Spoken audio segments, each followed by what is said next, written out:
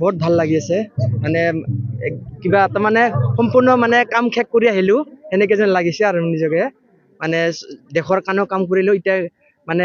ইয়াৰ পিছত আকৌ ঘৰৰ কাৰণে মানে বাকিখিনি জিন্দগী মানে ঘৰতে কাম কৰিম বুলি ভাবিছো আৰু সেই কিমান বছৰ চাকৰি 24 বছৰ 25 দিন হৈছে ক'ত ক'ত আছিল আপুনি লাষ্ট মই গুৰেজ সেক্টৰত আছিলো কাশ্মীৰ তাৰ পৰা আহিছো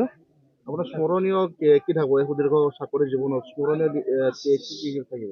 মোৰ মানে গোটেই ভালে কি বুলি কম মানে আমাৰ যিবিলাক আমাৰ ডেকা চাম মানে ধৰিলো আমি মানে পঢ়া শুনা ধৰিলো আমি ভালদৰে কৰিব নাপাওঁ গাঁৱতে পঢ়া মানুহ আমি তাৰমানে নিজৰ কাৰণে আৰু দেশৰ কাৰণে মানে সম্পূৰ্ণ কিবা কৰিব পাৰিছো আমি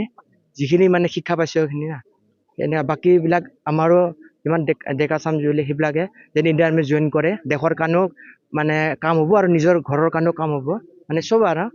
গোটেইখিনি কাম ভাল হয় আৰু কিমান চনত ওলাই গৈছিল এখন ঘৰৰ পৰা মই 2002 এপ্ৰিলত জইন কৰিছিলো আসাম ৰেজিমেণ্টত আছিলো গতিকে কি ক'ব এতিয়া নৱপ্ৰজন্মক কি ক'ব কি শিক্ষা দিব নৱপ্ৰজন্মৰ সেয়াই আৰু মানে